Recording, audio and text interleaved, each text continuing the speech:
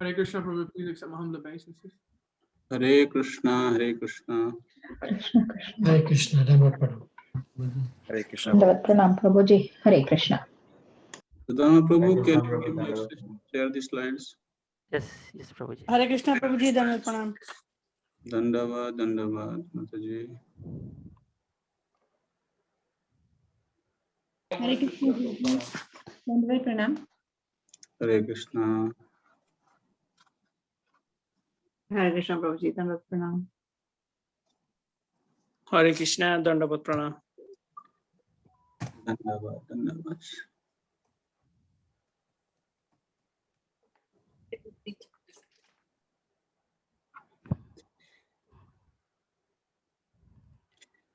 Bande Gurun Isha Bhaktan Isham Ishavatarakan Tat Prakasham Satat Shakti Krishna Chaitanya Sangyakam Namo Vishnu Padaya Krishna Prasthaya Bhutale Srimate Bhaktivedanta Swamiti Namine Namaste Saraswati Devi Gauravani Pracharine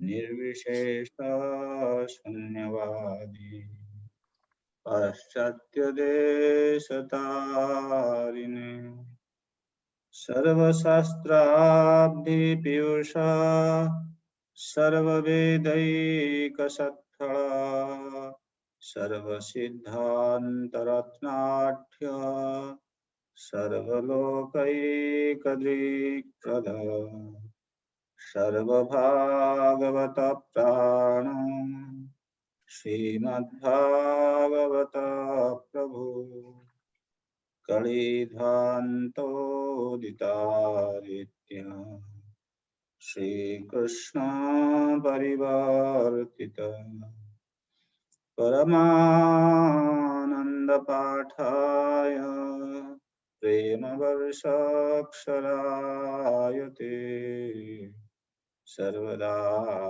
Sarvasebhyaya Shri Krishnaya Namastume Madeka Bandhumatsangin Madguro Manmahadhana Manistarakamad-bhagya Nadananda Namastute Asadhu Sadhutadayin Atini Chachataraka Hanaman Chakadachinmam Premnadit Kanthaya Spuraha Shri Krishna Chaitanya Prabhu Nityananda Shri Advaita Gadadhara Srivasadi Gaura Bhakta Binda Hare Krishna Krishna Krishna Hare Hare Hare Rama Rama Rama Hare Hare.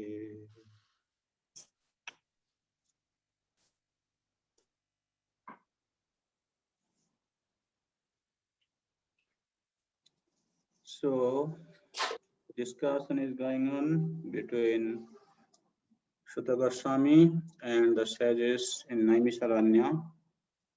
They wanted to hear about Krishna.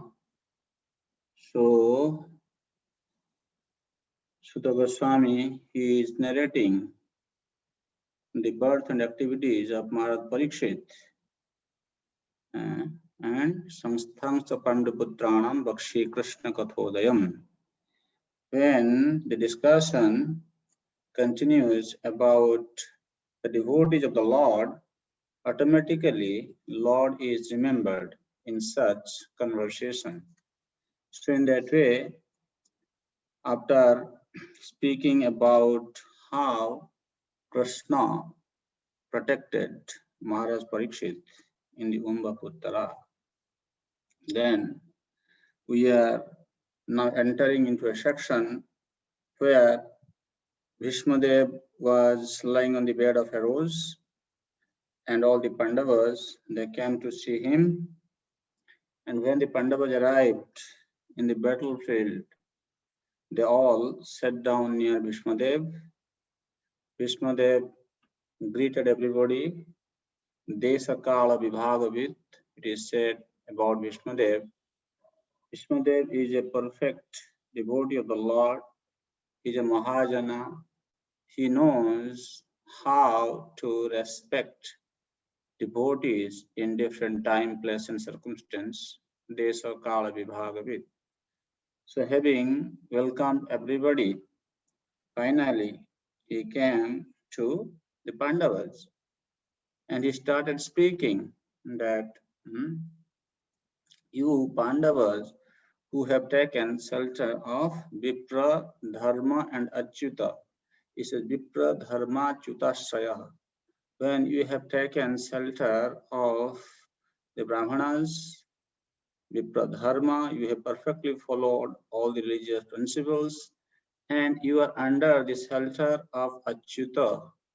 You don't deserve to suffer so much, but Sarvam Kala Kritam Manye. So, but I consider your suffering is because of the Kala. So what is that Kala? This Kala is non-different from the will of the personality of Godhead, Krishna, who is just sitting here amongst us. So in that way, when Bhishmadev was speaking, he was actually expressing his loving affection towards the Pandavas. And now at least he could see that his desire is being fulfilled, that he wanted to see his grandson, Maharaj Yudhishthir, be enthroned. And that was also the desire of Krishna. So by knowing this, Bhishmadev was very pleased. Now, his desire was to leave his body while having darshan of Krishna. So Krishna is present before him, and now he is ready to leave the body. And in that way, when Bhishmadev, he was speaking about so deva deva bhagavan pratiksatam kalevaram javadidam hinamyaham prasanna hasar malochanallasa mukham bhuja dhyana pathaschaturvida. Vishnudev is in deep meditation that what he had experienced about the beauty of Parthasarathi Krishna, he is just present before him. And it is Vishnudev's earnest desire. He wants Lord to await until his last breath. So that's why he's saying that Kalevaram javadidam hinamyaham. Until I leave this body, my dear Lord, please be present before me, because I would like to leave this body while glancing your beautiful face. So in that way, the Bhishmadev was able to fix his mind on Krishna on the last stage of his life. This is not something very arbitrarily done. You must know that throughout his whole life, he has been glorifying Krishna and he has been admiring Krishna in the battlefield of Kurukshetra as Parthasarathi Krishna. So it has been fixed in his mind. So now at the time of leaving his body, he is thinking of Krishna in that way, and he is now going to end his life. When Krishna, he saw that, oh, I brought Yudhishthir Maharaj before Bhishmadev because I wanted to glorify Vishnu. I wanted Yudhishthir to get instruction from Bhishmadev. Now nothing has happened. So Krishna told Yudhishthir Maharaj, Yudhishthir, why are you delaying? This is correct time. Now he is ready to leave. Please go and ask him. And then at that time, Maharaj Yudhishthir, he started asking about Yudhishthira Stadakarnya Sayanam Sarapanjare Aprichat Vividhan Dharma Rishinam Chanusannatam. So amongst all the rishis who were present who were present there, Maharaj Yudhishthira, he is asking about Vividhan Dharman. He asked about different the activities of different religious principles. What did he say? Purusha Swabhava Vihitan Yatha Varnam Yathashramam Vairagyo Ragopadhibhyam Amnato Bhayalakshanan. Is what is her name? Prema Gaurangi Mataji here?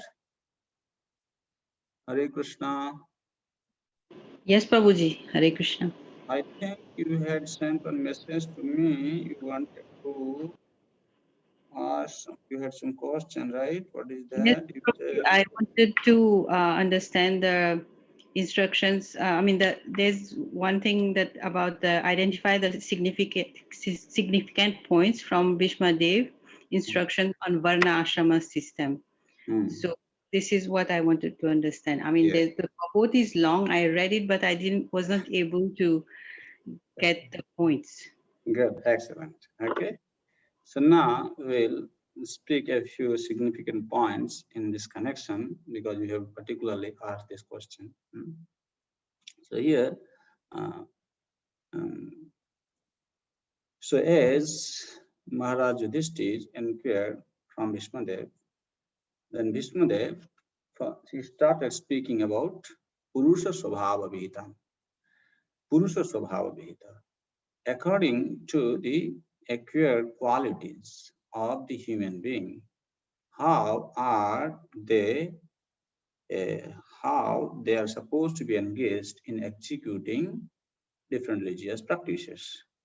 That is what he's saying, Jatha Varnam Jatha Ashramam. According to their Varna and Ashrama system. So here, Jatha Varnam Jatha Ashramam. Somebody may say this, okay, Brahmachari Ashram, Grihastha Ashram. This Brahmachari, Grihastha, Vanaprastha, Sannyasa Ashram, it is not for a particular Varna, rather it is for everybody. Nobody should think, or this is only for a particular class of people in the society, they're supposed to go through this system. No, everybody has to follow Brahmacharya life. Because the point is, without following this system, one cannot come to the point of realizing the personality of Godhead. Therefore, this system is there to help us to realize our spiritual identity. So, because we are in the conditioned state of existence, therefore, Bhishma Dev explained about Vairagya Raga Upadhibhyam. There are two types of Upadhi. What is called? One is called Vairagya Upadhi and one is called Raga Upadhi. Okay, before we say this, another significant point is, see, in whatever Varna and Ashram system one may belong to whatever Varna and Ashram system one may belong to, everybody, after all, as a human being, are supposed to follow these 9 instructions which are given by Vishmadev. In the purport to 26, Prabhupada explains those: not to become angry, not to lie, to equally distribute wealth, to forgive, to beget children only by one's legitimate wife, to be pure in mind and hygienic in body, not to be inimical toward anyone, to be simple to support servants or subordinates. This is a kind of, you can say, the common religious principles to be followed by every human being. Okay, then this Vairagya Ragapadibhyam is also a very, very significant point. There are some people that these are hinted in the Veda, Anato Bhaya Lakshanam. In the Veda, this Vairagya means the path of, what do you say, Nivritti, renunciation. And the pravritti is path of enjoyment. Both these paths are described in the Vedic literature. And who it is meant for, Prabhupada is also very nicely explaining this point in his purport. I wanted to read it. The human society should give, okay, he's speaking.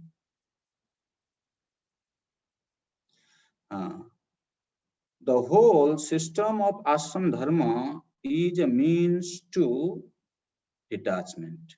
One who fails to assimilate this spirit of detachment is allowed to enter into family life with the same spirit of detachment. Therefore, one who attains detachment may at once adopt the fourth order, namely renounced. So there are people who can very easily, or it's very natural for them to follow the path of detachment. Then they should, without going into following the path of enjoyment, they can directly enter into the renounced order of life. But there are some others, it becomes difficult for them to renounce because of the conditioned nature.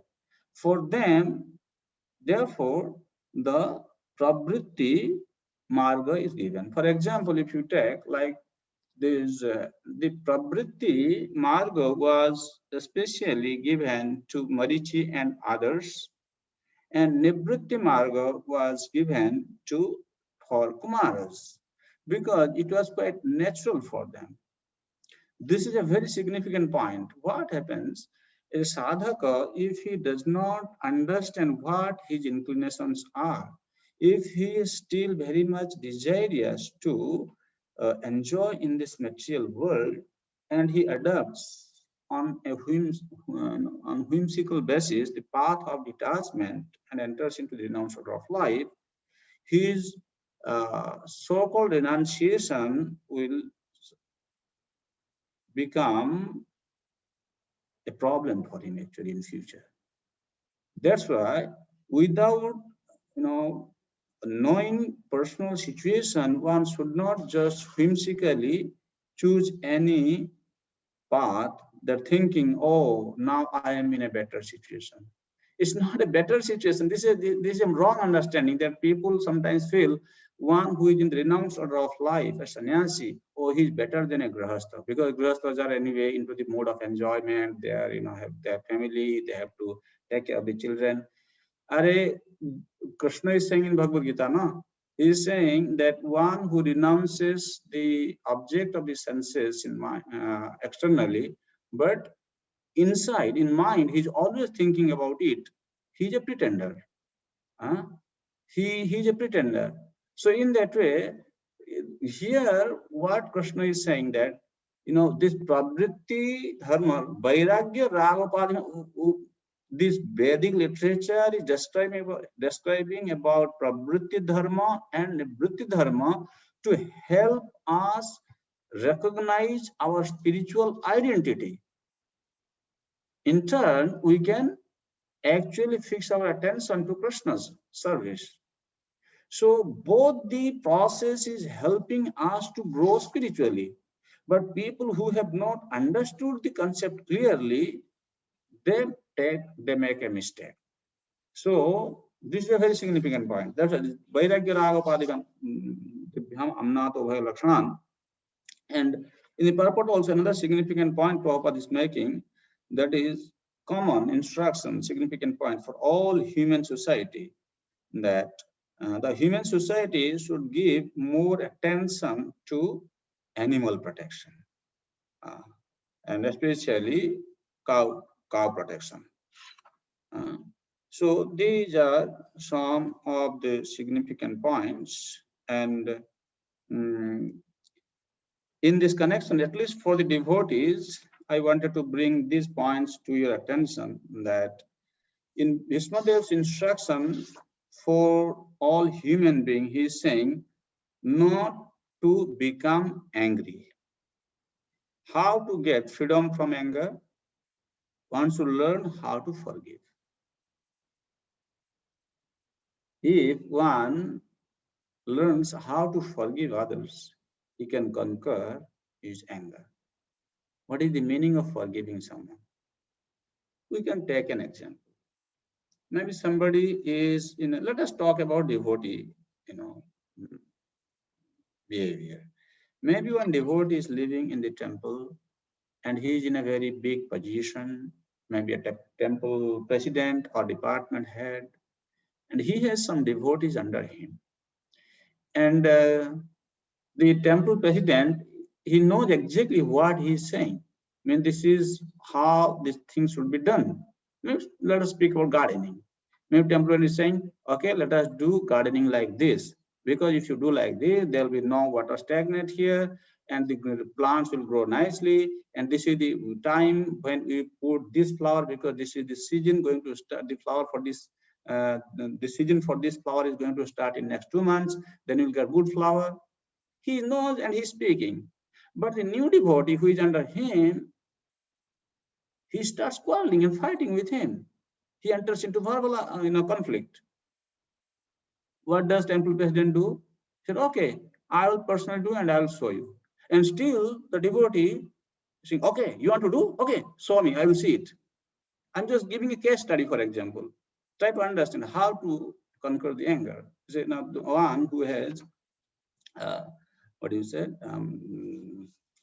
learn how to forgive. This is an example I am giving. So then the temple president says, okay, I'll show you. And he keeps quiet. And then he goes back and he reflects on the situation. Oh, this devotee, anyway, he is a devotee of Chaitanya Mahaprabhu. He has joined in the temple. It is my duty to ensure that he remains here. It's not that I do something after that, he becomes offended and he will leave. Because he is on the false ego apart from now. That's why he is kind of, without understanding the importance of the service, he's just quarreling and fighting. He does not know how to behave with senior members. Anyway, I have to teach him in such a way that he will learn the lesson. At the same time, he will stay with us. He will continue his service. That means the temple president does not bear any grudge against such a new devotee. At the same time, just to teach the new devotee, he does the work perfectly. Again, without having any grudge, he kind of talks to him nicely. This new devotee does not feel that, oh, because he was quarreling with him, now he's having a different mind towards him. That will reflect through your behavior. If you are able to manage him in that way and you are able to give him good lesson, at the same time, this devotee continues to kind of, do his service. Oh, that is called, now how to forgive someone. Normally what happens, we enter into argumentative mood and we always try to be revengeous. These are the kind of, drawbacks. Then we have not attained the mood of forgiveness. So you should know how to forgive someone.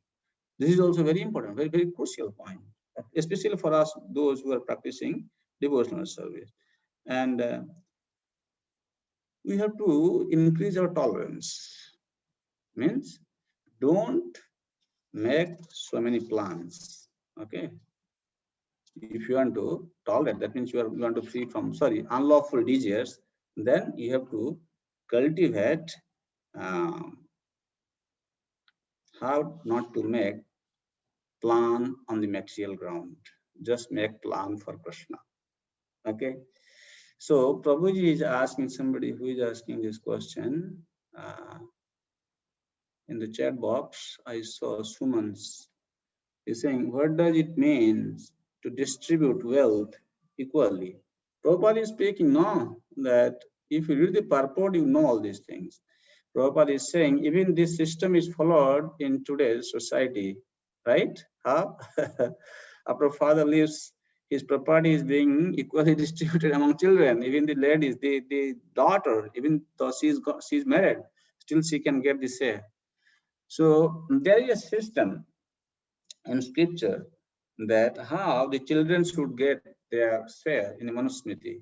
So by following these instructions, the father, he equally distributes the wealth amongst all the offsprings. So that is how these are some significant points you need to take a note on. So in that way, धर्मं प्रवदतस्तस्य सकालः प्रत्युपस्थितः यो योगेनश्छन्दमृत्यो वाञ्छितस्तुत्तरायणः dharmam prabhatatastasya. While speaking about religious principles, what happens? Sun enters into the northern hemisphere, and that is yoginas chandamrityu. Chandamrityu means there are yogis, mystics, who desire to leave their body at a selected time. They can decide when they want to leave their body. Normally, this is a very auspicious time when sun enters into the northern hemisphere. So that time arrived. Now Bhishmadev thought, okay, now this is a correct time. I have to leave the body. Even though it is mentioned that it was Uttarayana time, but for a devotee, for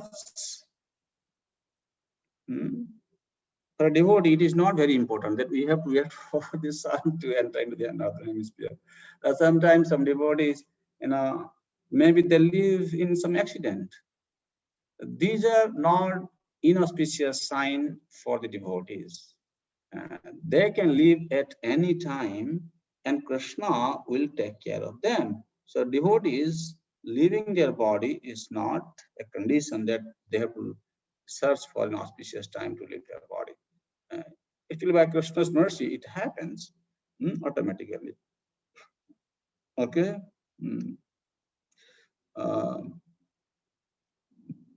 Prabhupada is saying yogis can reach the highest planetary systems within a very short time, and this is impossible for the materialist.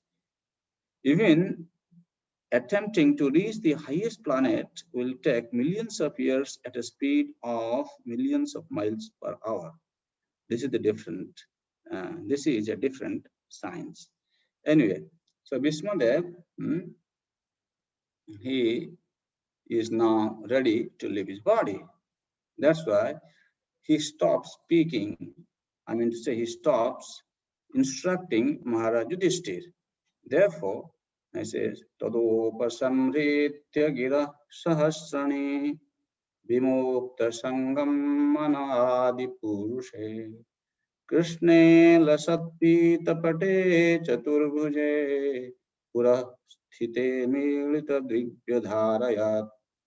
Purasthita amrita drigyadharayat. So Krishna was sitting in front of Vishmadev. So at that time, Vishmadev, who is that Vishmadev? Talopa Samritya Giraha Sahasrani. Sahasrani means one who is qualified to fight with thousands of soldiers in the battle. And he can give protection to the thousands of soldiers who are with him. He can single-handedly just fight with them, and others, they will just stay with him. This is the beauty of our Kshatriyas in the Vedic civilization, that they can alone fight with thousands of men. And so Bhishmadev was in that category. Or Sahasrani means one who was speaking the enlightened words which has 1,000 meanings. What he did? Vimukta Sangam Mana Adi Purusha. He withdrew his mind from such kind of engagements, and he fixed his mind in Krishna, Adi Purusha, Krishna. Who is Krishna? Lasat Pita Pate Chaturbhuje. Lasat Pita Pate. Krishna was standing before Vishmadev in the battlefield. And you can imagine the Kurukshetra is like a big field in the daytime. There is nice sunshine reflected on his garment that is looking so beautiful. And his Uttarya is flying in air. So it's like, it's a very, very beautiful scene. Krishna or Vishmadev is watching. So in that way, now Vishmadev, he fixed his mind in Krishna, who was standing before him in this way, who had was decorated with the yellow garment, and it is said that Vishmadev, he fixed his mind unto him. And Prabhupada writes in the purport, the subject matter which attracts the dying man becomes the beginning of his next life. In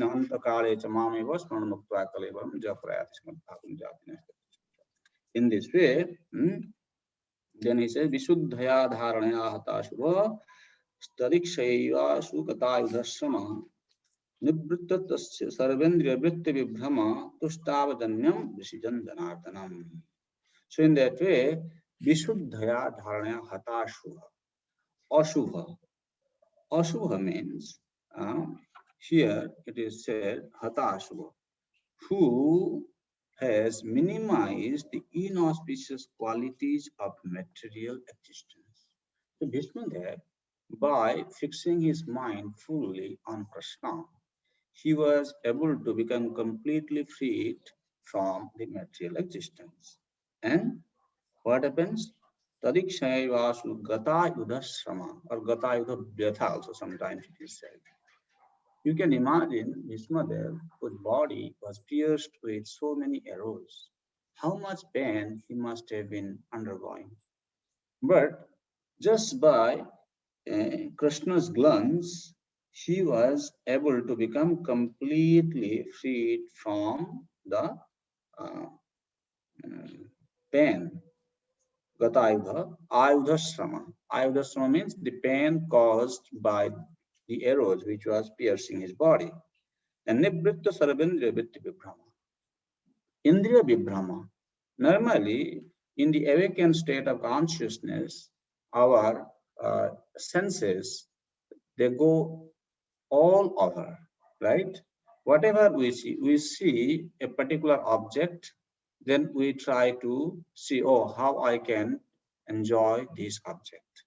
Or we have some knowledge, we want to make a show of our knowledge, or we are engaged in some sort of activities.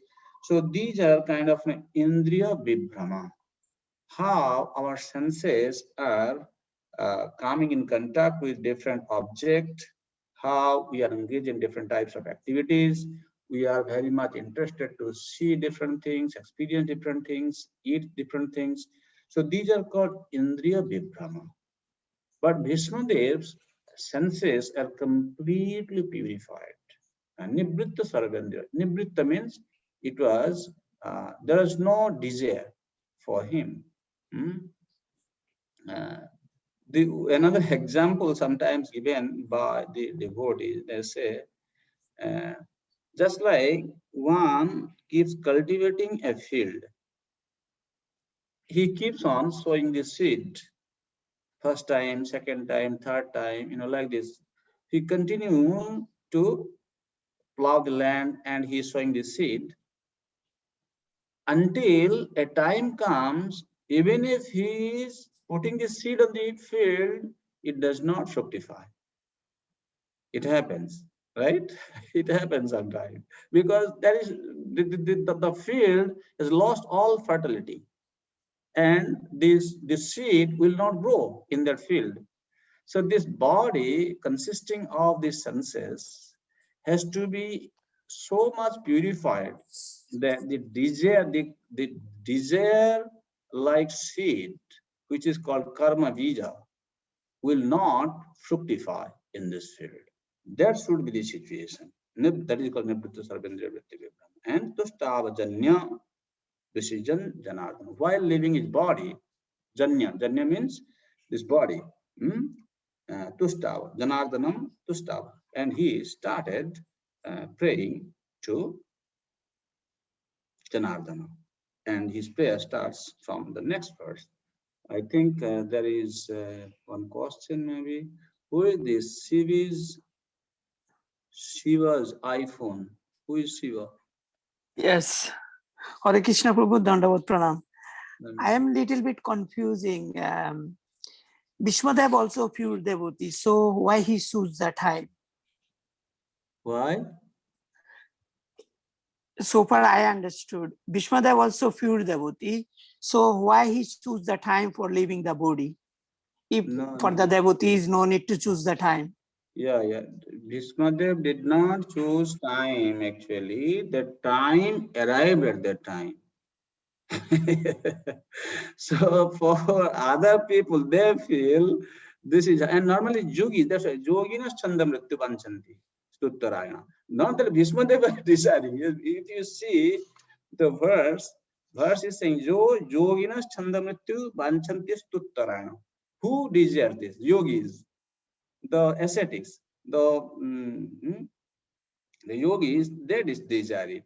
Not Bhishmadev, but that time actually arrived. That was an auspicious time. That is what it is said. But devotee can leave at any time. Okay. Thanks. Okay. You have to see the word. Sanskrit is saying, yoginas chandamrityu vanchanti stuttarana. The yogi is the reason. Vishal Prabhu. Hare Krishna Prabhu, thank you so much for the class, Prabhu. But I've got a question, Prabhu. I'm just looking at some Bodhini right now. And there's a linking section from verse 31 to 32. And it says, my master has mercifully come to me in my last moments. Let me give him the gift of my thoughts. I was thinking, how can we gift? I know we can meditate on Krishna, but how can we gift him our thoughts? Okay, let me explain to you. So this, that is coming in next. Now, Bhishmadev is going to start offering his prayers to Krishna. That is called Bhishma Stuti. Sri Bhishma Vacha Iti Matirupa Kalpita Vitrishna Bhagavati Sattvato Pungave Vibhumni Shashukhamupagate Kvachit Biharatum Prakrutimupeyushi Jat Bhava Pravaha. So what you are reading from Subodhini, that is the understanding, that is the mood of Srila Vishwanath Chakravarti Thakur. Vishwanath Chakravarti Thakur is speaking about the mood of Bhishmadev, who is now ready to depart, and Krishna is present before him. Just you imagine, Bhishmadev is now going to leave, and Krishna has come before him. So how can he live without presenting some gift to Krishna? So what gift can he give to Krishna? That's why he's saying, Iti mati rupakalpita vitrishna. Iti here means, this is the understanding of Vishnu Chakravarti, that he is thinking, now I am going to leave my body, my Lord is here, what can I give him, what kind of present I can give to him? Okay, there are some other acharyas, they say iti means he was speaking about this Raja Dharma, Dana Dharma, Stri Dharma. So, and in that way, he stopped speaking. Now he totally shifting his consciousness. He is fixing his mind with Trishna. With Trishna means he was completely free from sense desires. His mind was completely purified. This is a very, very important point for all of us, the devotee of Lord Krishna, that how can one come to the point of becoming completely freed from the desires? Senses are purified actually. How does it happen? I wanted to just bring to your attention the Tika of Sri Vishnu Chakravarti Thakur. He is saying that Tat Ikshaya Sri Krishna Kartikena Kipavalokena Vibhrama Vividha Brahmanam Asthirya Asthiriam Ityartha. So when our mind or our senses are engaged in releasing material rasas, unless we are favored by Krishna, means unless Krishna glances over us, you will not be able to become Vitrishna. So your Trishna, your desire for sense enjoyment will not subside unless Krishna glances upon you. What is the meaning of Krishna will glance over me? Here means when you are following Krishna's direction 100%, that you know as Krishna's glance upon you. Krishna is going to glance upon you when he will glance upon you. Krishna is not going to glance upon non-devotees who does not want to follow his instructions. Actually, Prabhupada also explains in the purport that Krishna does not, you see, he's saying he never gives the non-devotee instructions for going back to Godhead. That is coming in text number 32 purport. Prabhupada is saying he never gives the non-devotee instructions for going back to Godhead. This is not a dosha. This is not a fault in Krishna that he does not give instructions to non-devotees. No, this is what he likes actually, kind of, okay, you don't want me. Why should I come to you? Why should I give you instructions? So when you listen to him, then he starts giving his darshan to you, means he will instruct you, will inspire you from within. So that is the way of becoming Vitrishna, becoming free from sense desires. And Vishmadev's mind was completely free. As we said, according to Vishnu Chakravarti Thakur, he is thinking now Krishna has come before me, so I have to give him some gift. What gift can I give? Oh, everything is aham mameti.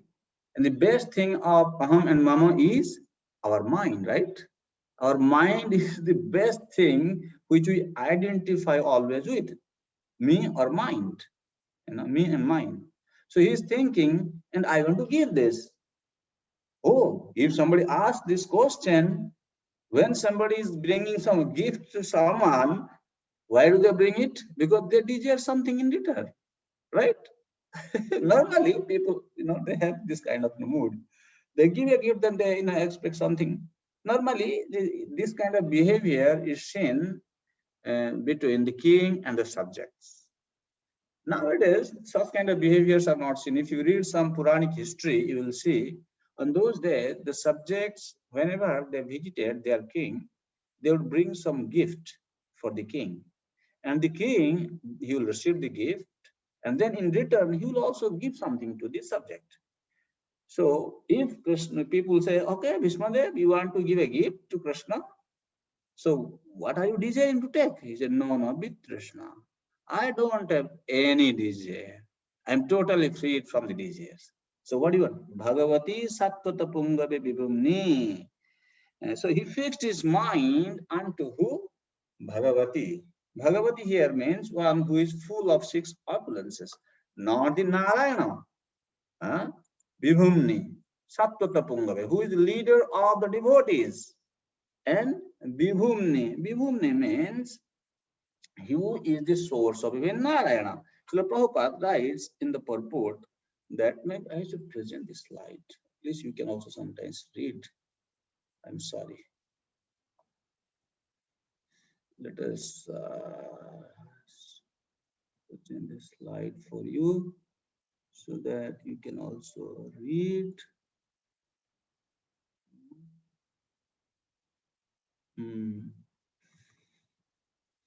Okay.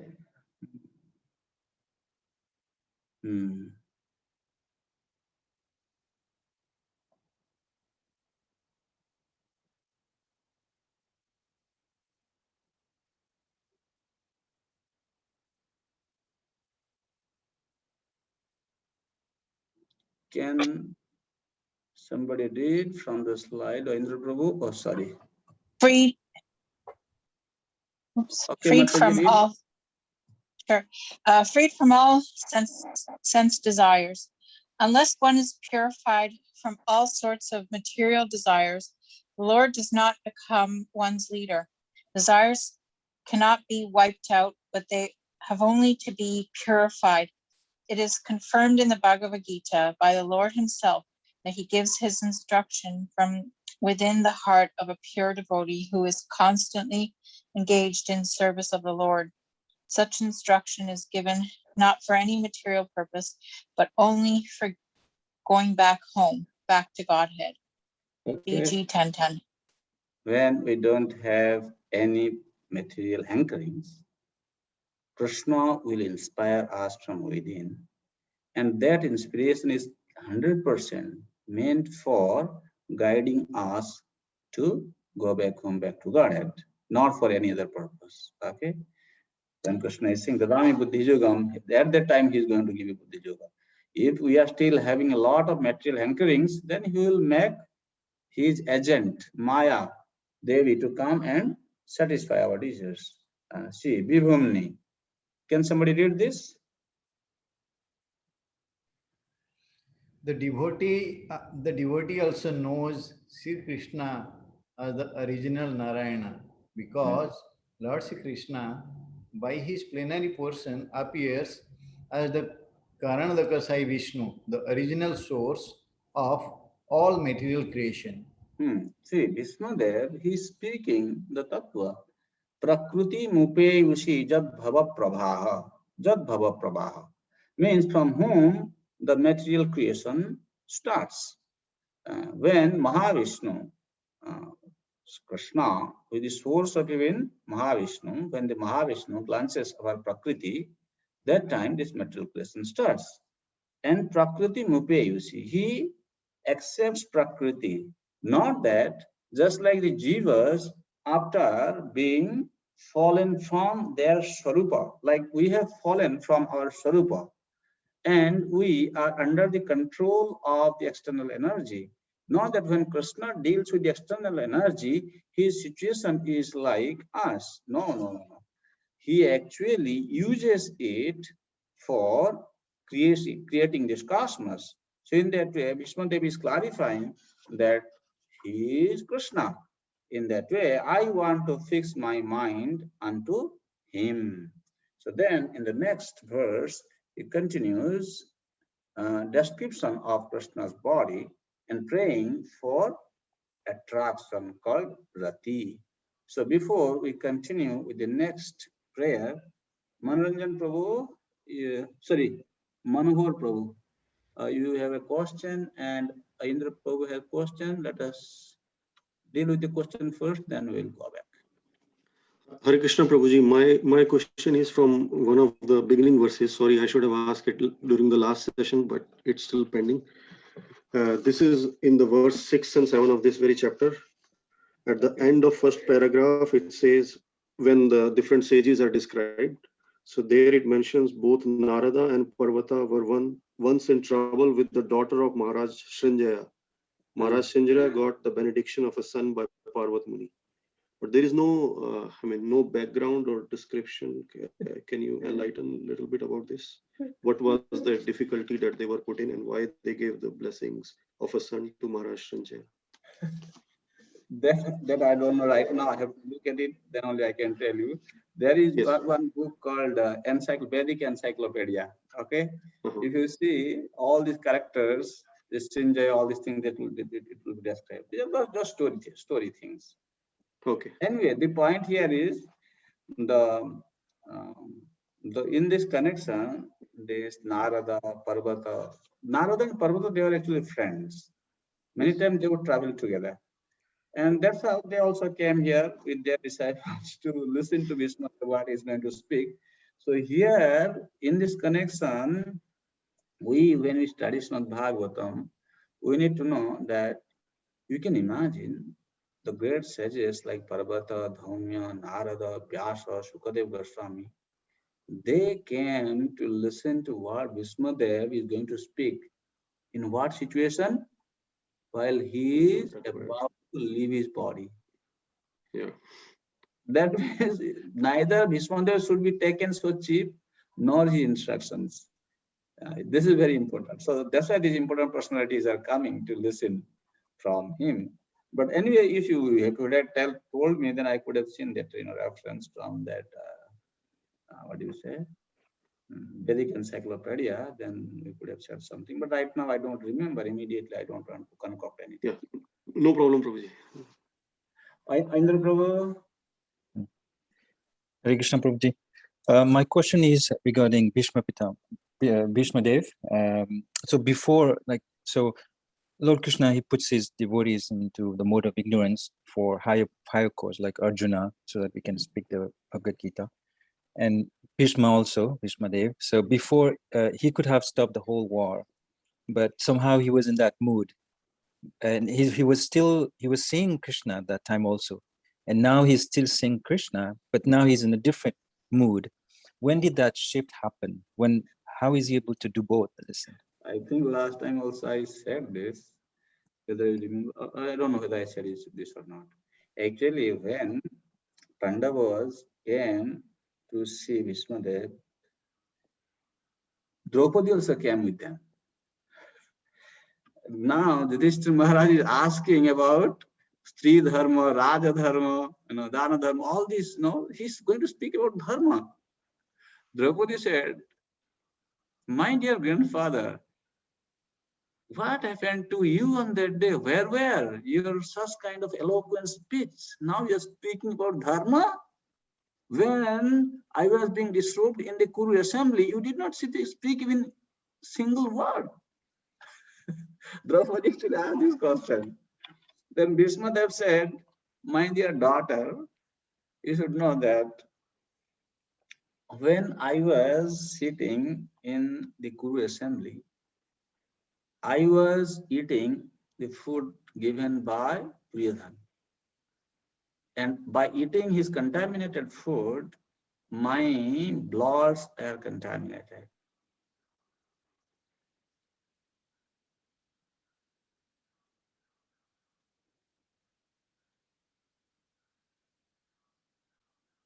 All the polluted bloods from my body are already drained out. So I am in a clean consciousness. I could see things properly now, I can tell you. Anyway, this is kind of one explanation I've been given. But nevertheless, the question or point still remains. Well, Bhishma Dev is a devotee of the Lord. How come he did not do this? Well, the devotees of the Lord. So this is also a kind of lesson for us that even if you are a devotee of the Lord, to Raghunath Das Goswami, Chaitanya Mahaprabhu said, Bishair anna khaile malin hoy man. Malin mane nahe Krishner smaran. When Raghunath Das Goswami was taking benefit from his father, and he was arranging feast for all the devotees in Puri, he would call all the devotees to come for a feast because his father was sending money. And after some time, Raghunath Das Goswami stopped calling for the feast. Then one day Chaitanya Mahaprabhu was smiling and talking to Govinda. Govinda, what happened? Nowadays, I don't see, there is no feast going on. Raghunath Das is not calling us. Then Govinda said, Mahaprabhu, he has stopped taking benefit from his father. Chaitanya Mahaprabhu was very pleased. He said, Bishair manna khaile malin hai man. According to Chaitanya Mahaprabhu, the father of Raghunath Das Goswami are Bishai. They are attached to Bishaya. So if you are taking food from them, then your mind will be polluted. So Raghunath Das Goswami is renunciant. Bhalo kaila Raghunath. Mahaprabhu said that Raghunath has done a very good thing by not taking the money from his father. And then when finally, next time, after some time, Mahaprabhu asked, you see, it's a very good question you're asking. These things we should also kind of know. Though we are a little going out of topic, but this is a nice thing. As a devotee of Chaitanya Mahaprabhu, we should know Mahaprabhu's mood. So then, because Raghunath Das Goswami was not taking the money from his father, so he did not have anything to purchase. So how he's going to survive? He used to stand on the Singhadwar and waiting for the pandas to come and give him some Jagannath Prasad. In that way, he was kind of not surviving. So, well, this is good. We can say, yeah, this is a good thing. He was not even going to beg from anyone. He was just standing on Singhadwar and somebody will come and give him some prasadam. That is how he was surviving. That's a good approach. So Mahaprabhu, he asking to Govinda, Govinda, what happened? I used to see Raghunath was standing on the Singhadwar and getting the food from the pandas, but nowadays I don't see him standing near Singhadwar even. What happened? Then Govinda said, Mahaprabhu, Raghunath stopped standing at Singhadwar. Mahaprabhu said, how is he surviving? He said he would go to the drain and find the rice from the drain, which even cow would not eat. Sometimes the rice, if it is rotten, cow also does not eat. Then the pandas, they will just throw it into the drain. And the Raghunath Das Goswami used to pick those remnants from the drain and he will wash it with water until he comes to the hard part of the rice.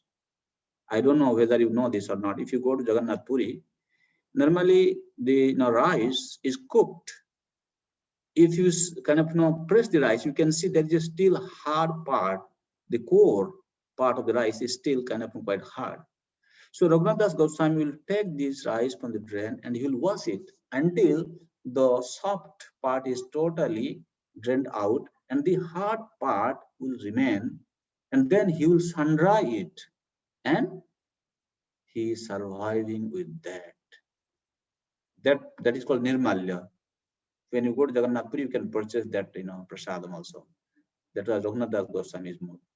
When Chaitanya Mahaprabhu heard this, he said, standing in Singhadwar and waiting for some panda to come and give him Jagannath Prasad, that was Beshyavritti. You see, Chaitanya Mahaprabhu, he is the topmost renunciant, and he's expecting his followers to follow the high grade renunciation mood. He's comparing a sadhu standing on the Singhadwar and waiting for some brahmanas to come and give him some Jagannath remnant, just like Beshyavritti. Beshyavritti means a prostitute. A prostitute is waiting for a customer who will come. So similarly, Raghunath Das, maybe he's thinking, oh, which brahmana is going to come and give me some food? He has stopped that. This is very good. And at this time, Chaitanya Mahaprabhu could not be stopped from going to Raghunath to personally see him and bless him. One day, Chaitanya Mahaprabhu, he just went out of his Gambhira and ran to Raghunath Das Goswami's place. And he said, Raghunath, what are you doing? You are feasting every day and you are not telling me. You are not giving me feast. What happened to you, Raghunath? Raghunath Das Goswami, he said, Mahaprabhu, what are you talking? I am taking feast and I am not giving. Mahaprabhu ran into Raghunath Das Goswami's kutir and he knew he is Antarjami. He was keeping this Jagannath Nirmalya in an earthen pot. And he took out the lid and he put his hand inside the pot, and Mahaprabhu took it out and started eating and dancing. He said, Raghunath, you are feasting every day. Raghunath got hold of Mahaprabhu and said, Mahaprabhu, this is not for you. This is for me. Huh? So you can imagine when we stop taking the food from a Visai, then Mahaprabhu becomes very pleased. Actually, because you become very purified at that time. Here, Bhishmadev is saying, I was taking the food from Duryodhana, that's why I was contaminated and I could not think clearly. That's also a fact. From this pastime, you could see Mahaprabhu was very pleased with Raghunath that he stopped taking the benefit from his father. And another thing is, even though he's a devotee, sometimes the devotees of the Lord, they are helping Lord to perform his pastime. So in this connection, Bhishmadev is always in his memory of how he is a devotee of the Lord, what he should do only to perform devotional service. Then how he is going to assist the Lord in his pastime. Lord have a lot of things to achieve. I mean to say, he uses his pure devotees to teach the common mass.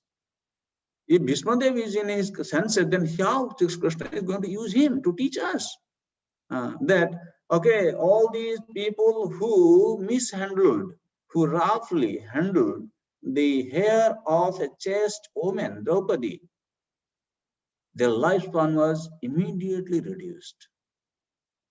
Whoever were present there, all of their lifespan was immediately reduced. Who is going to give this lesson? Then how Krishna is going to give this lesson? If Bhishmadev, of course, if Bhishmadev starts protesting, Duryodhana had no clue to stand before Bhishmadev. Right? Bhishmadev was such a great personality, such a big Kshatriya. He was actually protecting the throne of Hastinapur, not Duryodhana. So who could stop him? No. He was under Supreme Lord's energy, under the influence of the Lord's energy. That's how he was acting as per the Leela Shakti's desire. So in that way, Bhishmadev should not be seen from a suspicious attitude. Does it make some sense, Sadhu?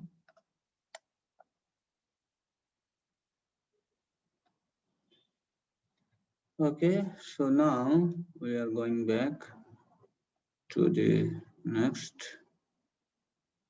Now, in verse number 33, he is going to give a description of Krishna's body and he is praying for Rati attachment.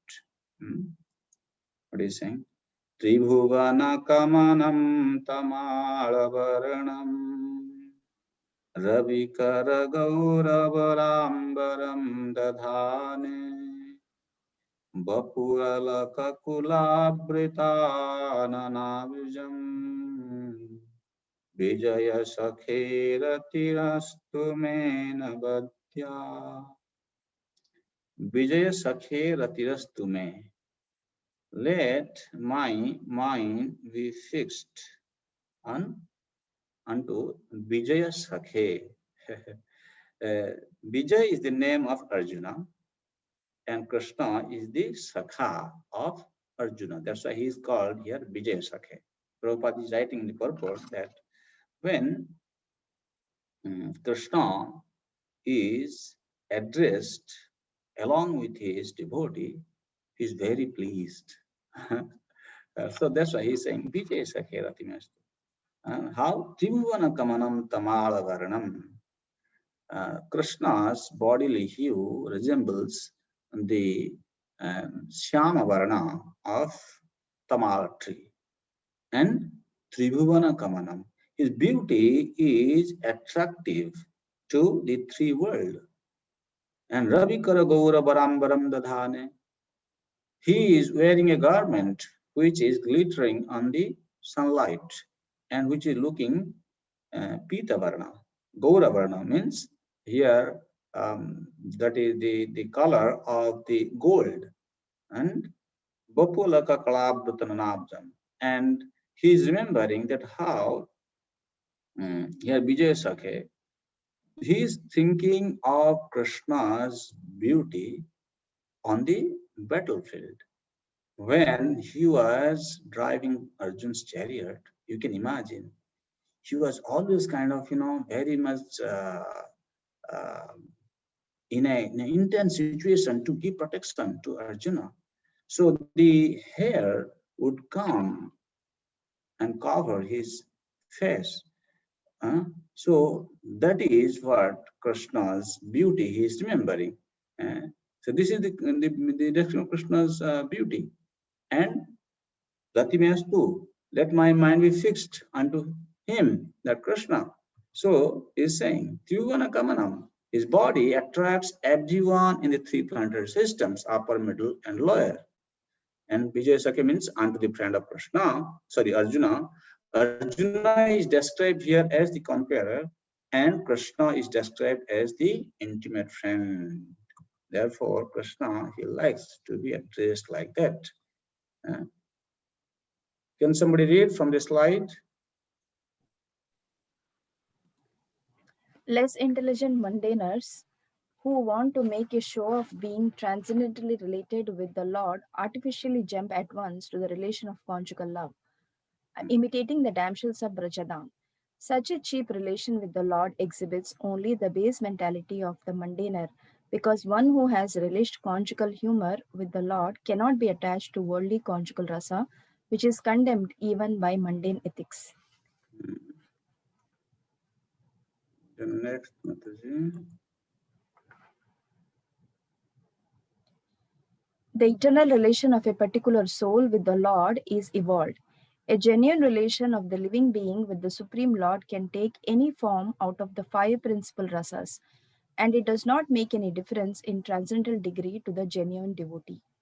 Bhishmadev is a concrete example of this, and it should be carefully observed how the great general is transcendentally related with the Lord. 9.33 purport. So in this connection, Prabhupada is making a very beautiful comment to this purport. He's saying that there are mundane people who try to imitate the damsels of Brajadham. And such a cheap relation with the Lord exhibits only the base mentality of the mundaner, because one who has released conjugal humor with the Lord cannot be attached to worldly conjugal rasa. Actually, what happens? Sometimes some people, they hear from Shastra that, oh, the conjugal relation with Krishna is the topmost, is the highest relationship, which is sought by the devotees of Lord Krishna. Without understanding their adhikar, their qualification, they start imitating. That is a kind of imitation practice. That does not help actually, because the desire for sense gratification is still there. Therefore, Prabhupada is saying, is clearly mentioning, when one becomes attracted to the pure relationship between the damsels of Brajadham and Krishna, he will not have a pinch of attraction to the mundane conjugal rasa. So a natural question can be asked, well, in Srimad Bhagavatam, some people, they actually give this reference, and that actually Shukadeva Goswami is saying that by practicing such kind of sadhana, one will become freed from the lusty desires. So that means it is expected, it is kind of a desire for.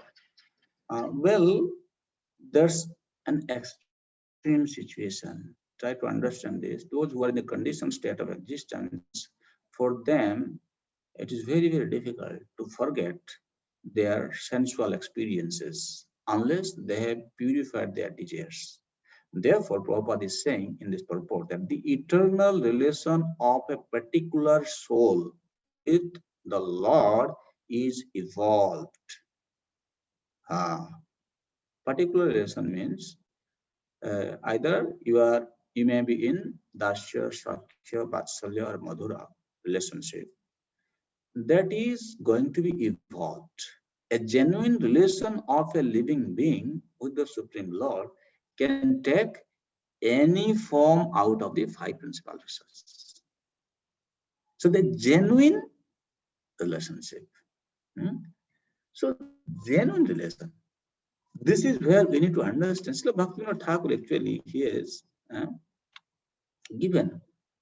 That's why when you read the songs of Vaishnavacharyas, you can get the cream of Vedic knowledge. Please bless us. We are planning to, have some course on the songs of Vaishnavacharyas. You see how clearly Bhaktivinoda Thakur is explaining this point. You don't have any confusion that how a sadhaka in our movement may, enter into this conjugal relationship with Krishna, Madhur Rasa. He's saying, Vidhi marga ratajane swadhinata ratna dane raga marge karana pravesh. Vidhi marga ratajane. First of all, one has to become a sincere follower of Vidhi marga, means the rules and regulations by the Bhakti. Then eventually Krishna will bestow the jewel of independence. Actually, Raganuga Bhakti is executed on the platform of transcendental independence. You know independence? Like mother has got full independence to deal with her child. The child is crying, I want to eat this. Mother will say, no, you can't eat this. Mother, I am going to take bath in the pond now. Mother says, no, you're not allowed to go there. Mother is completely independent. That is a sign of love. You can be attracted to Krishna on the platform of spontaneity when you have been awarded with the jewel of independence by Krishna. How Krishna is going to give that? Saying, Vidhi Marga Rata Jane. Vidhi Marga Rata means those who are completely attached to the path of rules and regulations. Okay? Then he says, Raga Basavartyahe Parokya Bhavashraya. When Krishna awards, it means Krishna gives you this blessing of independence, and he actually encourages entrance to Raga Marga, then what happens? Raga Vasavartya. Under the influence of this Raga Bhakti, Parokya Bhavashraya, one takes shelter of the mellow of unwedded love, Parokya Bhav. Then Lave Jiva Krishna Premavesh. In this way, the Jiva finally attains the symptom of ecstatic love for Krishna. Here means when a devotee is sincerely practices this Vaidhi Bhakti, then a time will come when automatically his material demands, the desires, will disappear. That the devotee does not have to ask anyone. This is like when you are eating, you don't have to ask somebody whether you are full or not. You will know it automatically. This is a situation. This is a mistake people do. They feel I can, by my endeavor, I can enter into raga. The raga is spontaneous. It will come by Krishna's mercy spontaneously. If it has not come and you are attempting on your personal endeavor, there is a lot of risks involved in that situation. Therefore, you can see many people who start working on that practice, eventually they enter into becoming Sahajiya. There's a very big problem actually. It's a trouble actually. They become Sahajiyas. So that's why he's saying it has to gradually be evolved, going to be evolved. How? Vidhi marga rata jane, swadhinata ratna jane, raga marge karana pravesh. So this is the way for us. And Prabhupada is speaking in Nectar of Devotion, no? You have read this, I hope. He's saying, while executing this Vidhi Marga, then a time will come when you will automatically become attracted to serve Krishna by following the mood of a particular devotee in Vrindavan. And that will happen spontaneously. What happens when we are actually following this Vidhi Marga Bhakti? A time will come when automatically you will feel attracted to serve Krishna by following their footsteps, not imitating. The difference between following and imitating is you are thinking, I can practice this. That is imitation. But following means when it comes, it becomes very spontaneous. Like you have seen, to give an example, you have gone to a theater hall and you watched a drama and you like the song, you know.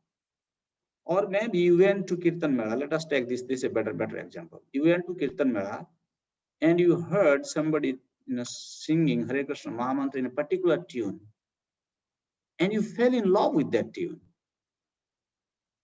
While, you know, after returning home, you are, you know, maybe you are going to prepare something for Krishna.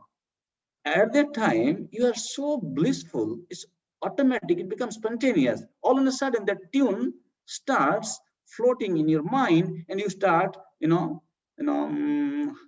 with humming sound, you start following that particular tone. What you have heard, see, it becomes spontaneous because you liked it. It becomes natural. Similarly, when we are reading Srimad Bhagavatam, we are coming across different statements of different types of dealing between Krishna and his devotees through the pages of Srimad Bhagavatam, which will purify our desires, and one day it will appear to us in a spontaneous manner that how Krishna is dealing with his friend or how Krishna is dealing with his devotees. So you don't have to kind of, extraneously start practicing it when we are not qualified. That's why it's saying, Prabhupada is saying, the eternal relationship of a particular soul will, with the Lord, is evolved. A genuine relation of the living being with the Supreme Lord can take any form out of the 5 principal verses. Okay, I think there is a question from Nimayanitai Prabhu.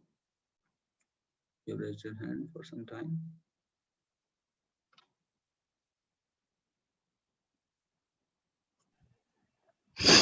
Hare Krishna Prabhuji, Dhanwad. Yeah.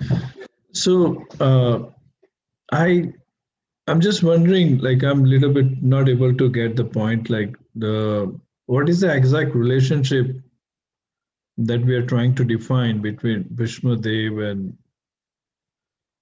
Krishna, like out of these 5? He had Veera Rasa. There are total 12 rasas. Yeah. Okay, he is in Veeras. Veeras. Yes. Okay. Okay. Thank you, Prabhuji. Thank you. Prema Gaurangi Mataji. Yes, Prabhuji, I actually I was just confirming that too. The Veer Rasa, that's the same rasa that Jay and Vijay were trying to relish, right? When they were in Vaikuntha Loka. Am I right? Mm-hmm. Yeah. They are also thinking, actually Vijay and Vijay are thinking that Lord is here in Vaikuntha and he does not get opportunity to fight with anyone because it is free from Kuntha. Who he is going to fight with? Unless he fights, how can he release this Veera Rasa? So, and they are thinking, no, one can release Veera Rasa when he fights with an opponent who is equal to him. So who can be equal to the Lord? Maybe we are the best opponent. We are here. Okay, let's go and give him some pleasure.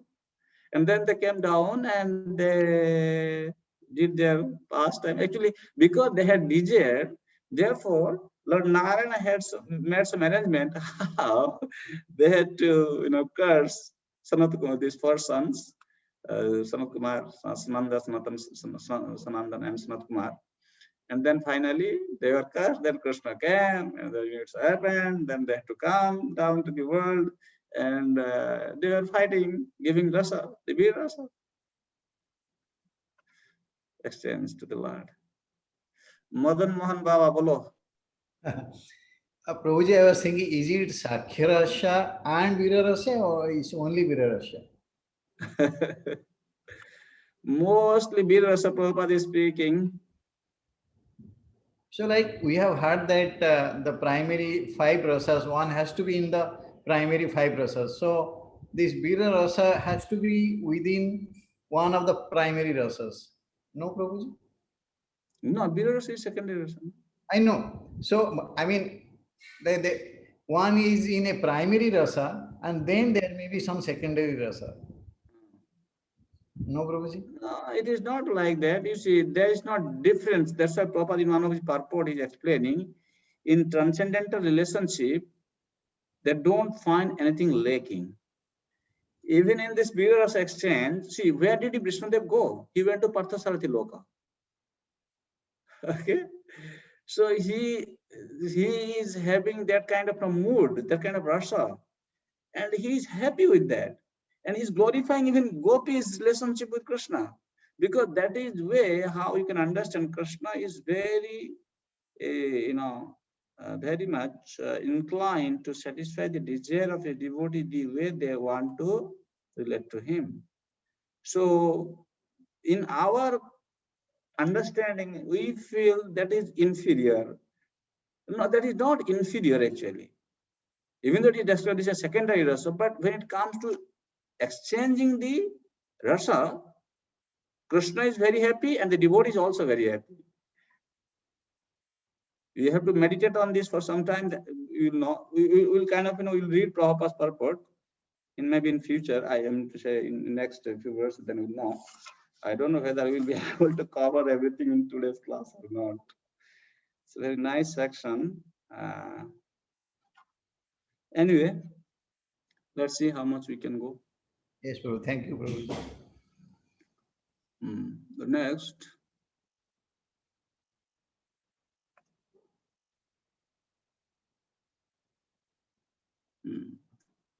Now, Krishna is, Vishnudev, he prays for Rati and continues describing Krishna as one who is genuinely interested towards victory of Arjuna.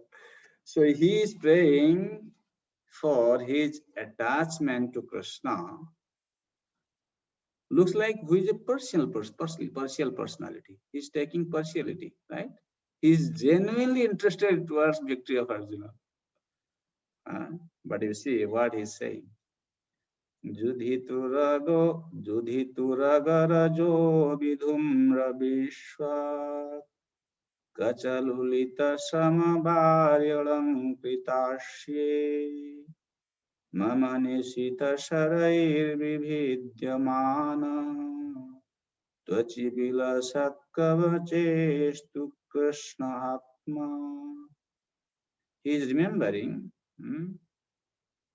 in that situation that when Arjuna was driving the chariot of Krishna in the battlefield of Kurukshetra, you can imagine when so many people are working, horses are running here and there, elephants are walking, everywhere there is dust particle flying in air. And especially it says, Judhi Turaga Rajo Vidhumra Vishwak. So the color of Krishna's hair turned gray because of the dust particle which aroused from the hooves of the horses in the battlefield. And when this dust particle was sticking to Krishna's hair, it turned gray. And Bhishma Dev is remembering that Kacha Lulita Samabari Lankutashi. Samabari means Krishna was sweating. Okay, somebody may say Krishna's body was sweating. There's no difference between Krishna and Krishna's body. It's Sachidanandamaya Vigraha. The whole body is soul. It is transcendental. How come there is Samabari? How come there is this body is sweating? This is how you should understand Krishna. When Krishna descends to this material world, he acts in material platform. This is another quality of Krishna also. Therefore, the non-devotees, the material, the impersonalists, they are confused about Krishna's behavior. They find fault with him. Because Krishna was always steering here and there, and he was very busy in driving the chariot in such a way that not a single arrow should touch even his chariot. That was Krishna. So he was having a lot of labor to drive the chariot in this way because he wanted to protect his dear devotee. Mama Nishita Sarai Vidyamana. Even still, what happened? I shoot arrow at Krishna's body. And Twachi Bilasat Kavaches to Krishna Atma. His Kavacha, armor, was broken. And the Nishitasara, the tip of the arrow, pierced the armor, and his body was, this arrow created scratch in his body. In this connection, you should be very, very careful to understand, not that Bhishma Dev was throwing arrow at Krishna with a mood that he is going to kind of, make sure that this arrow enters into the chest of Krishna and, kill him. Prabhupada is explaining the arrow which was thrown by Bhishma Dev and which created the wound in Krishna's body. It was like, somebody is throwing a lotus flower to his friend, to his loved one. And another example Prabhupada is giving, let us here read from the slide, then you will see what is the relationship between Bhishma Dev and Krishna. Can somebody read this? Hare Krishna, Prabhu. Bhishma Dev appreciated the all-merciful attitude of the Lord because he did not leave Arjuna alone, although he was disturbed by the sharpened arrows of Bhishma Deva. Nor was he reluctant to come before Bhishma's deathbed, even though he was ill-treated by him on the battlefield. Bhishma's repentance and the Lord's merciful attitude are both unique in this picture.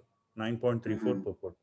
You see, Bhishma Dev, you can understand what a great devotee he is. He is remembering, this is the merciful attitude of Krishna, that he did not leave Arjuna alone. This reminds us the past time, just before Kurukshetra war started. As you know, when Pandavas, they finished this 12 years of exile, then 1 year of Ajnatavasa. Then there was a big meeting called for in Viratnagar. All these, devotees, they came there, especially those who loved Pandavas. And when the discussion was going on, some says, okay, now everything is done.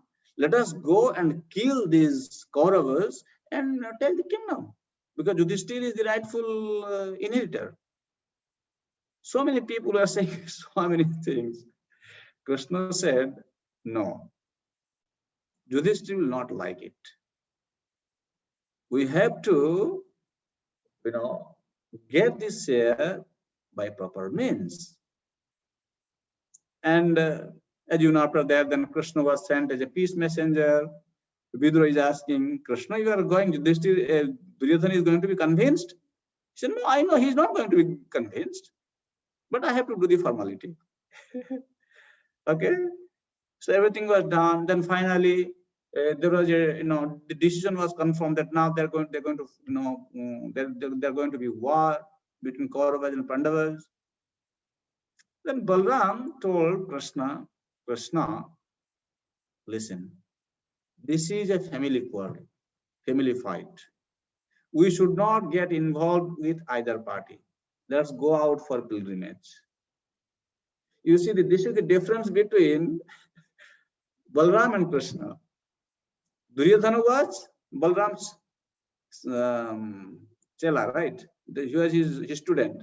Duryodhana was Balram's student. And like Balram liked Duryodhana, Krishna liked Arjuna. And Balram is saying, this is family war, we should not take part, and let's go out for pilgrimage. Krishna said to Arjuna, Balram, he said, Dauji, how can I leave Arjuna in such a precarious situation? No, I can't leave him. Krishna didn't go. As you know, Balram went alone. This is Krishna. He loves his devotees so much. He's interested to the victory of Arjuna. Therefore, the dealing between Krishna and Bhishma Dev in the battlefield while he was shooting arrow at Krishna is further described by Vishnu Chakravarti Thakur, and Prabhupada, he is writing this. Madan Mohan Prabhu, can you read this? Virarasa, he is throwing of sharp arrows at the transcendental body of the Lord, is as good as the worship of another devotee who throws soft roses upon him. The Lord enjoyed the wounds created by his great devotee Bhishmadev, and because Bhishmadev is a devotee in the chivalrous relation, he fixes up his mind on Krishna in that wounded condition. Okay. That is Virarasa Sadhu. And then further, continue. Krishna was taking pleasure when his devotee Bhishma was piercing him with arrows. Actually, he was taking pleasure. So, Vishwanath Chakravarti has given this example that when a lover kisses the opposite lover, even sometimes kissing, there is blood coming out. Still, it is pleasing. The lover does not complain. When Krishna enjoys with his devotees, the fighting with piercing Krishna's body, that is being enjoyed by Krishna. I think I have explained this in Bhagavad. Bhagavad is saying, if you see, read the last paragraph, you can see this is what Prabhupada has explained by referring to Vishnu Chakravarti Thakur's commentary. This is how Krishna is enjoying Virarasa. So, continues.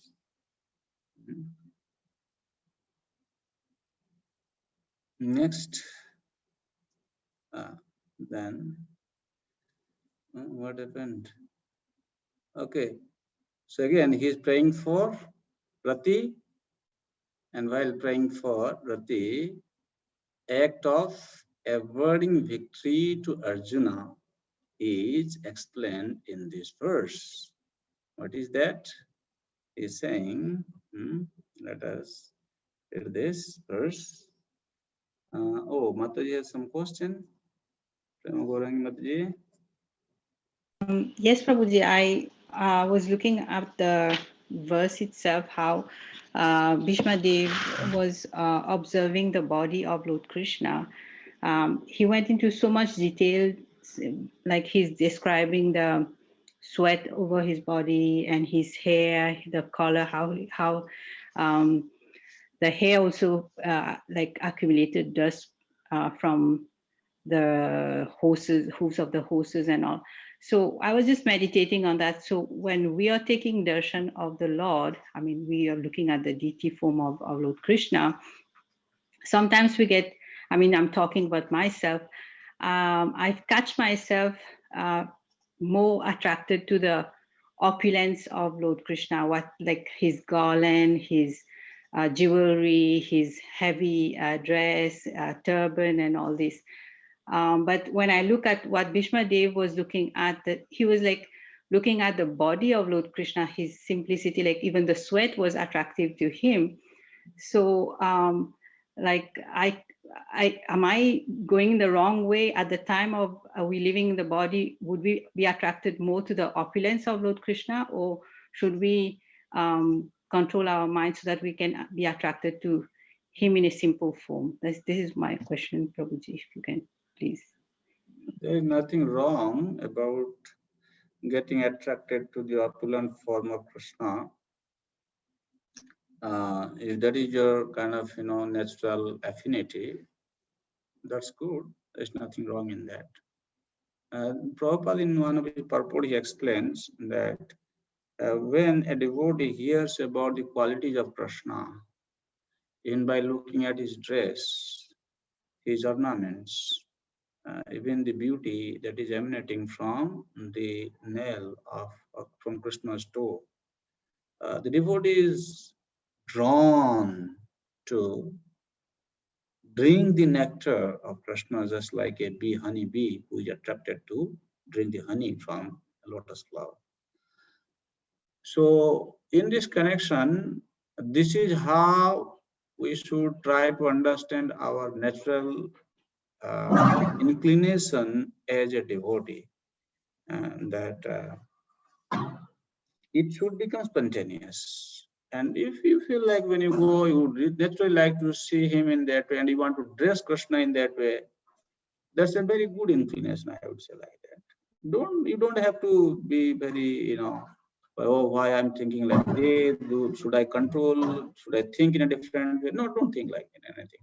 Even another time Prabhupada said, the deity worship can also reveal the Swarupa to our devotees. When you are worshipping Krishna, you are dressing him every day, it helps you to connect with him on a personal level.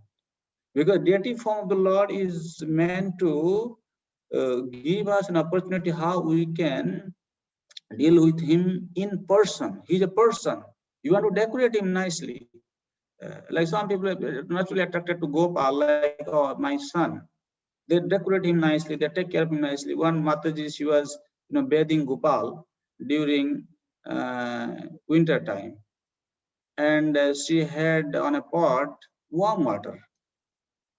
And while bathing Gopal, some other Gopal, dropped on the warm water plate, and he was completely submerged underwater. And she started crying. Oh, my Gopal, he went into the water, it was very warm now. Oh, then she kind of, she picked up nicely. Then she started,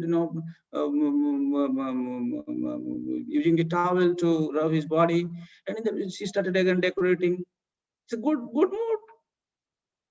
It has to be kind of natural, not that everybody has to imitate to bear the Gopal in this mood. No, it will come naturally. So if something is there, that's good. You don't bother about that. You continue sing the Lord in that way, and you decorate the Lord in that way. That's good.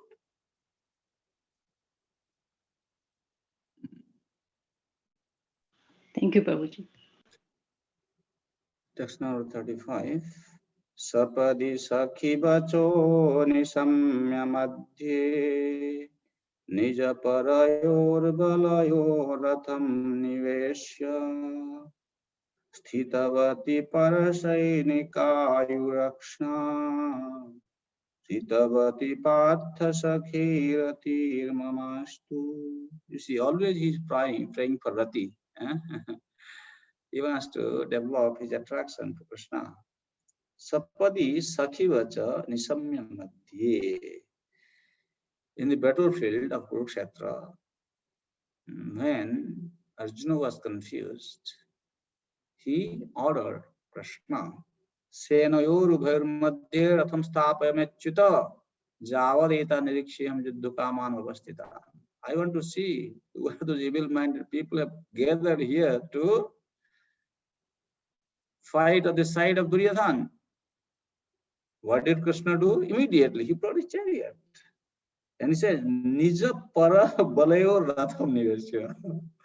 You see how Bhishma Dev is using this word. The army who were fighting on behalf of Arjuna, here Bhishma Dev is saying, this is Nija. That is your own party. And Duryodhana's party is Para. They're, they're not so important for you. They're enemy. Okay. And he brought the chariot between these two parties, your party and the opposite party. Your own, that is Arjun's party, Pandava's party. Huh? And Sitapati Para Sainikaya Raksha. And what did you do by doing that? By placing the chariot between the two parties, and you started speaking, hey, Arjuna, see, this is Bhishma, this is Drona. Prabhupada is speaking in the purport. See, when the Lord was so asked, he at once did so, just like an order carrier. And the Lord pointed out all the important men on the opposite side, saying, here is Bhishma, here is Drona, and so on. By doing this, what he was doing? Ayu Rakshana. Actually, he was pointing like he is showing Bhishma, Drona, but actually he reduced their lifespan by glancing over them. That is called Vyaja. Means you have a different desire, you are doing some different thing, but you are acting in a different way. That is called Vyaja. Externally, he is showing these are the people you have to fight with, but internally, what he is doing, just by his glance, by his merciful glance, he has reduced their life duration. And Shitavati, Partha Sakhe Rati Mamastu. So he is saying that let my mind be attached to this Partha Sakhe who is driving the chariot of Arjuna. She was very much concerned about the victory of Arjuna.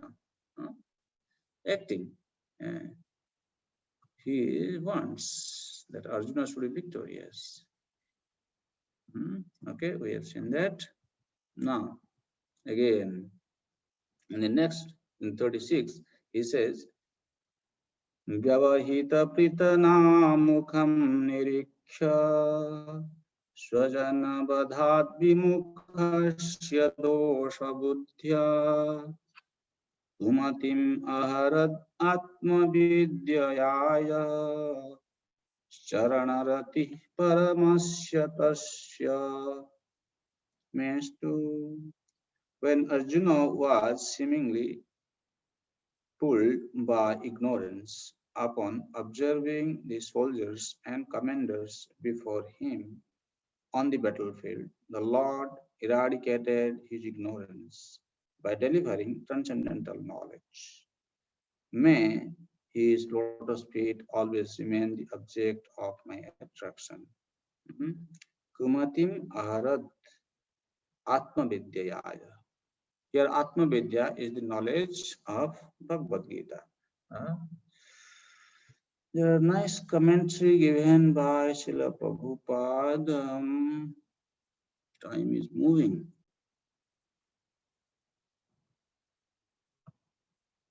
Just read the slide, somebody can read. Kumatim ahar. Go ahead, Prabhuji. Kumatim aharad atma vidyaya.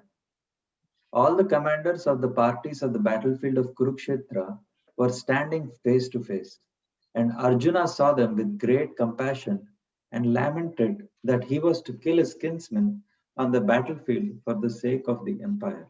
9.36. This is Kumati, right?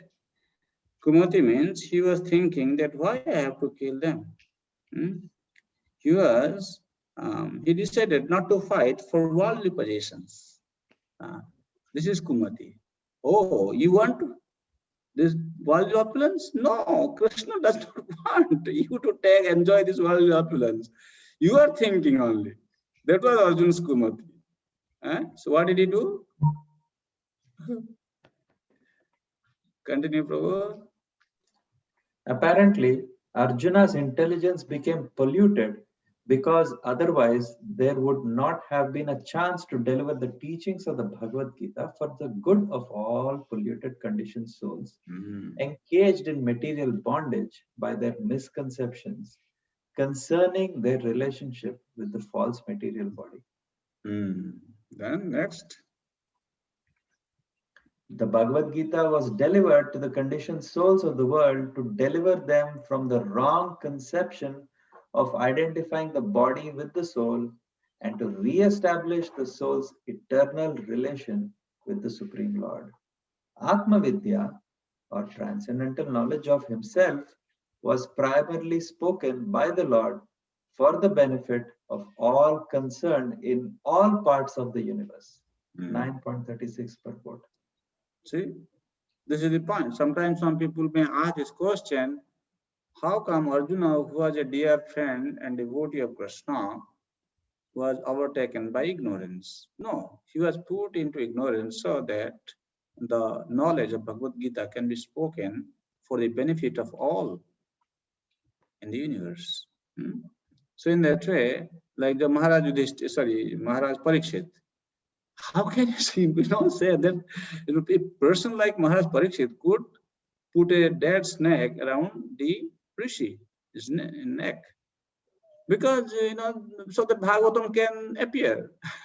This is just, Bhagavatam is going to take its appearance. So these are some pastimes we need to understand. We need to see from the Acharya's viewpoint. So what we can do is either we can just quickly just, say a few things and end the chapter, or we can go to the next class. What should we do? Should we complete in this class the rest? Your devotees? Next class, Prabhu. Yeah. No, Prem Gourangi is saying we should finish it now. I don't know what is the mood of the entire group. I should. Next class, Prabhu. Prabhuji, 11 p.m. here.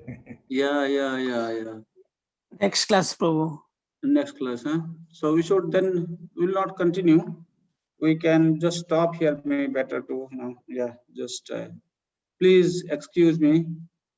I just started speaking in the mood. We were not able to cover so much, but anyway, from 37 onwards, maybe we can finish in the next class. Then we can go for the test in the following week. Thank you.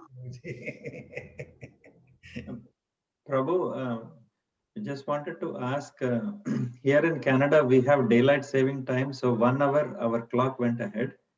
So previously we were having class at 8 o'clock in the morning on Saturday, but now it is 9 o'clock. So is it possible even for our friends in Singapore, it may be easier if we can go back 1 hour? I can go back 1 hour. That means instead of starting at 6:30 my time, I have to start at 5:30, right? Yes, Prabhu. Yeah. Dear devotees, is it acceptable to all of you that we can start 1 hour early? My time will be at 5:30 India time. Yes. Yes, Prabhu. yes, Yes, Prabhu. Yes, Prabhu. Yes, Prabhu. Yes. Hare Krishna. Okay, so from next, Prabhu, we will start our class at. Prabhu, if I may, from Singapore, Prabhu, by the time we finish the weekly program at the center, it's usually 7:30, 7:45, Prabhu. So after that, to rush back for the class might be a bit difficult, Prabhu, because our center weekly program ends up only by about 7:30, 7:45.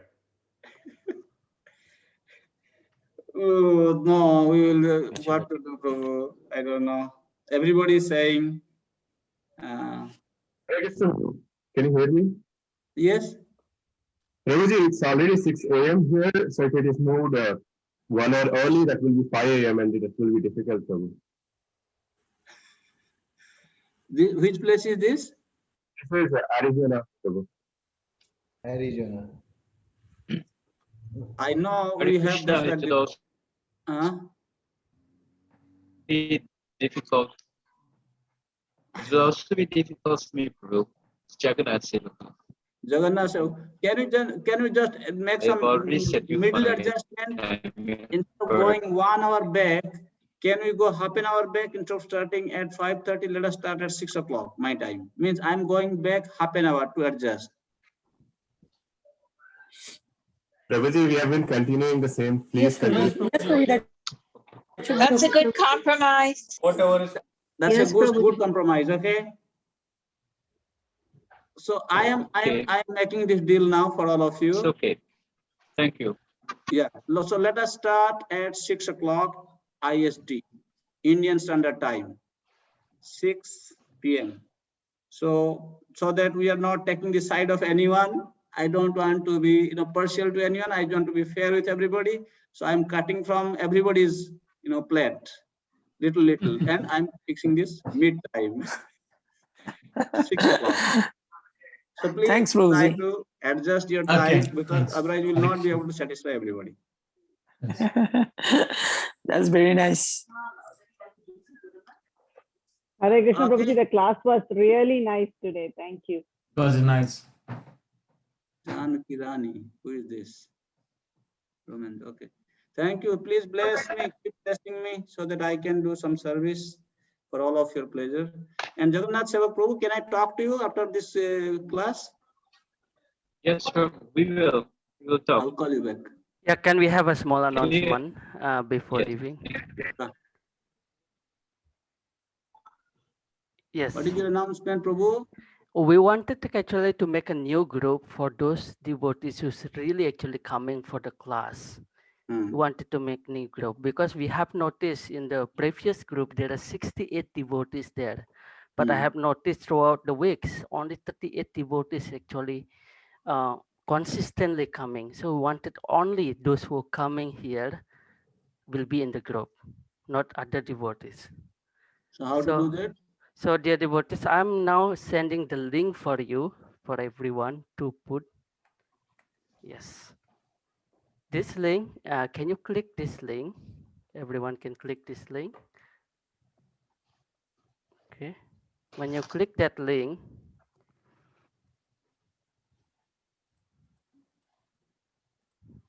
you will come to the form, which is only 1 minute. You write your legal name, initiated name, your email, Zoom ID, and your WhatsApp number. Yeah. Because sometimes your Zoom ID will be kind of different from your name. The best would be if you actually can write your name, your legal name or your initiated name in the Zoom ID, the same. Yeah. Prabhu, what is the Zoom number? Our personals, is that just our phone number?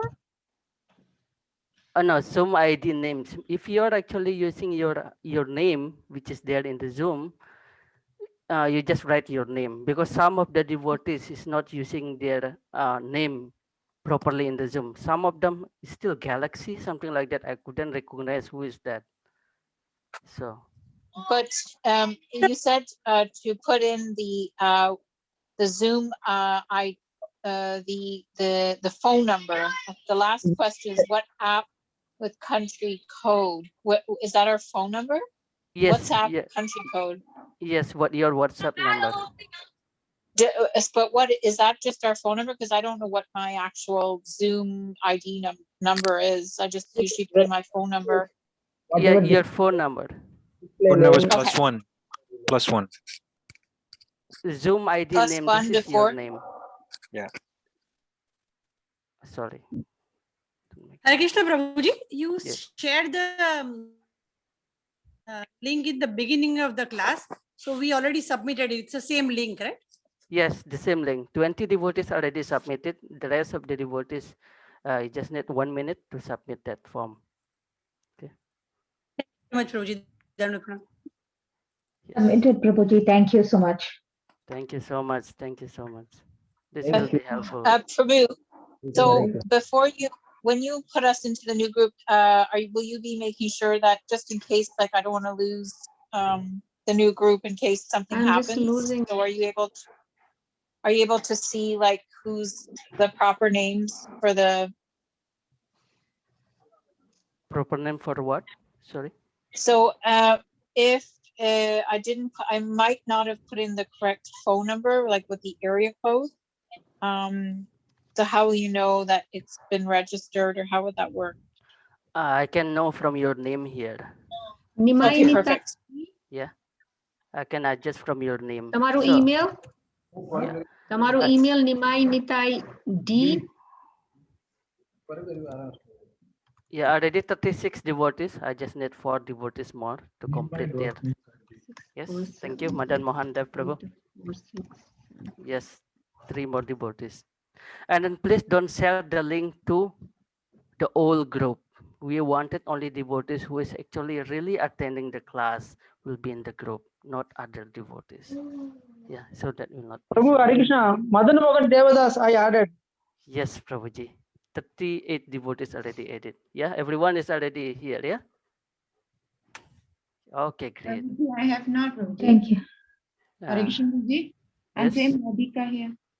Prem Radhika Mataji. Hmm. Yeah. I have not, Prabhuji. I have not submitted yet. Okay. Can you click that link, Mataji? Is How to? in the Zoom. Let me just put you on the Zoom. The chat, Zoom The chat. chat, Zoom chat. Okay. Okay, 39 devotees. Okay, only 1 devotees more, and then we're good to go.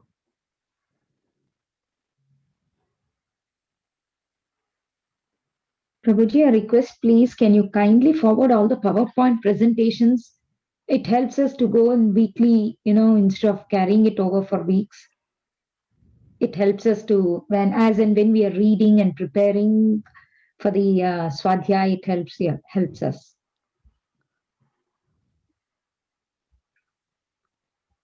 That's Padmanayana Prabhu. Say again.